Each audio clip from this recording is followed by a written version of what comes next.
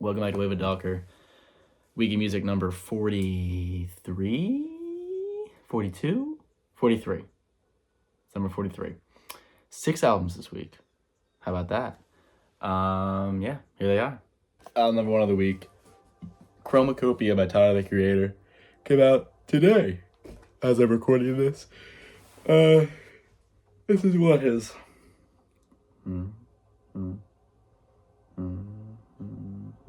seventh studio album, which is crazy.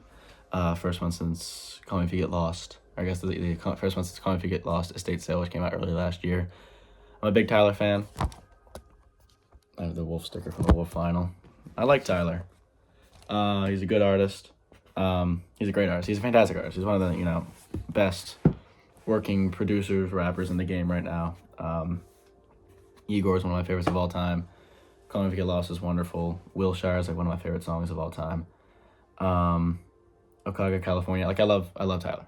Everybody loves Tyler. I feel like if you kind of dislike him, it's either like I don't know. There's really, he's such a wonderful artist. And this album sort of came out of nowhere, which is cool, kind of,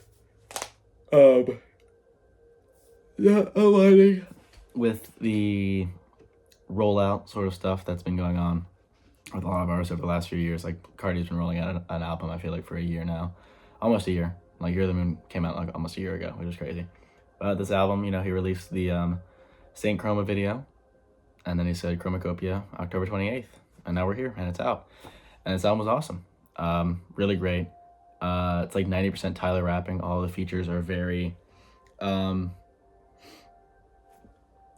contained.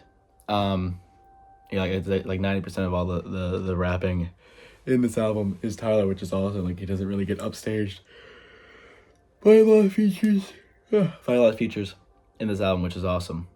Like a lot of like on the Estate Sale, like when you think of like Wharf Dog, like you think of Rocky's verse. Like when you think of See You Again, you think of Kelly Uchis's hook. When you think of 911 Mr. Lonely, you think of Frank, you think of Steve Lacy. But on this album, like he is dominating the lyrics, and the features are just really complimentary and don't really steal the show. Darling I is definitely my favorite song on this album. The Tizo Touchdown feature is fucking sick. Like that song is just upbeat.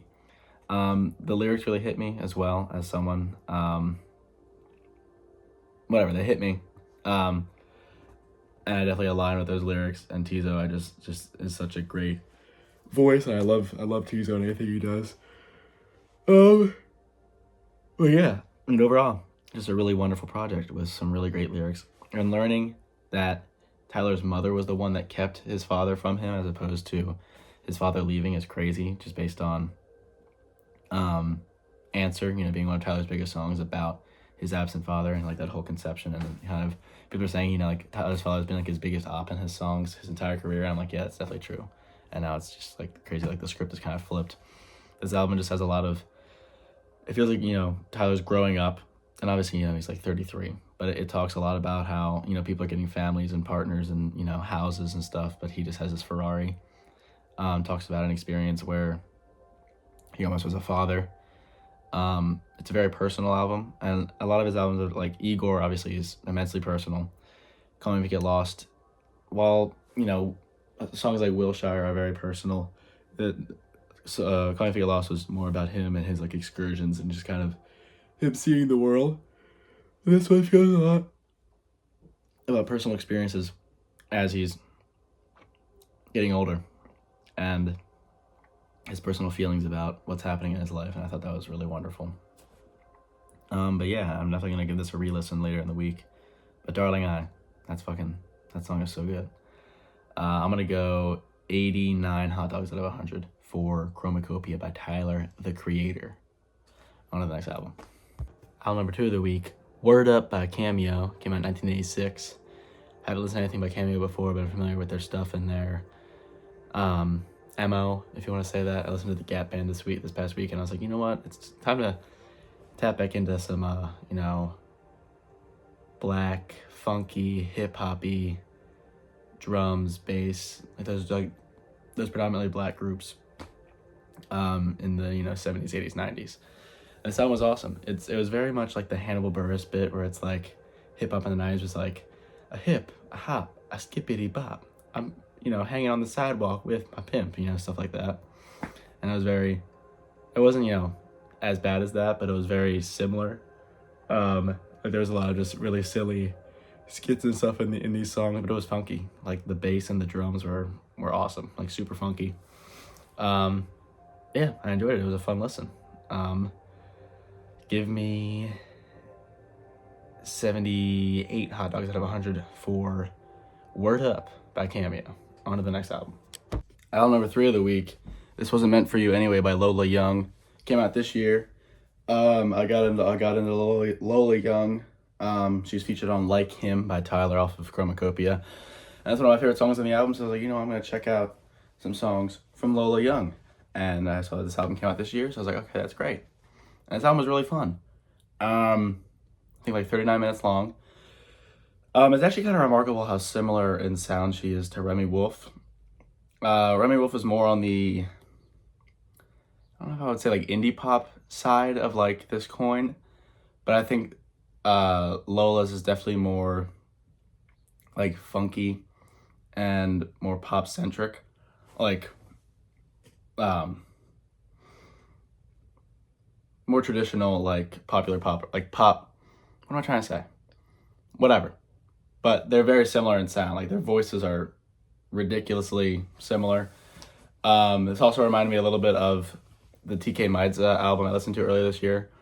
I know it's just comparing, stuff that I know, but I guess that's how comparisons work. But this album was fun. She talked about a lot of great stuff. Some really fun and catchy choruses and stuff, which I enjoyed. Yeah, it was just a fun album. I'm going to go 73 hot dogs out of 100 for This Wasn't Meant for You Anyway by Lola Young. On to the next album. Album number 4 of the week, Elite Vessel by Lexa Gates. Came out in 2024. First I've listened to from Lexa Gates. She happened upon my Spotify recommended. I think it was like what's hot right now, and I clicked it, and then I clicked into her artist profile, and I clicked this new album. And it was pretty solid. R&B, just R&B, female vocal R&B, very similar to that of, I was getting a lot of, oh my gosh, I listened to it last night. Who was I thinking of when I was listening to her? I don't know, but she has a really nice voice. Some really great production. The closing track, I'm blanking on the name. I thought that was a really great song. But yeah, I mean, just kind of it wasn't really doing anything too innovative. I thought there was really good sampling on this. I thought her vocals were really nice, but besides that, nothing like too insane. So I'm gonna go 75 hot dogs out of 100 for whatever this is called by Lexa Gates. On to the next album. Album number 5 of the week, The Decline and Fall of Heavenly by Heavenly. Came out in 1993.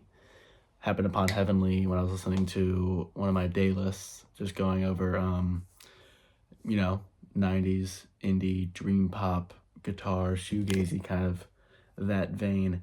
And I really liked it. And I wanted to listen to one of their albums, and this is the one I happened upon, and it was pretty good. Like I said, really good guitars, really good lyrics. Like it's kind of like pop punky while also having that sort of dream poppy feel of those 90s groups like Black Box Recorder, like that album I listened to a few weeks ago, in that sort of vein. And it was a good listen. Only 30 minutes long, nice and brief. I enjoyed it. I'm gonna go 79 hot dogs out of 100 for the Decline and Fall of Heavenly. Yeah. Album number 5 of the week, Night Palace by Mount Eerie, came out in 2024. I have listened to a Mount Eerie album before. I listened to A Crow Looked at Me this morning, and also he's the lead singer of The Microphones. I listened to The Glow Part 2, which is like one of the best albums I've ever listened to in my entire life. And this album was insane. It was so good. very atmospheric, very similar to what I've heard from him before, where it just kind of it just gets to you. Like it's just I definitely need to do like a more in-depth re-listen where I'm just only focusing on this because I just have a hard time listening to just music. Like I need to be doing something else. So I've been playing Fortnite, but um, like yeah, it just puts you in a place and it rocks so hard.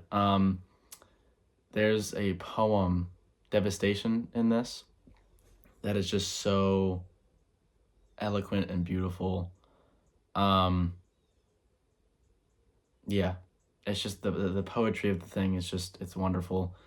A lot of allusions and just like direct comparisons to Orpheus from Greek mythology. You know, obviously, his wife passed away, similar to Orpheus, and just like that kind of connection and talking about the underworld and throughout the album, I thought, which is so poignant.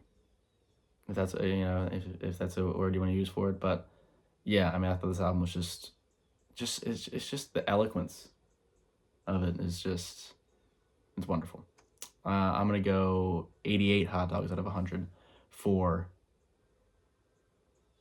Rebirth. No, no, yeah, I don't know. Whatever. On to the guy. And did I say that album number 5 or 6? I don't know. And now I'm back. Hope you guys enjoyed those albums. Leave a comment what albums I should listen to in the future. Leave a like if you like the video. Leave a subscription if you like me.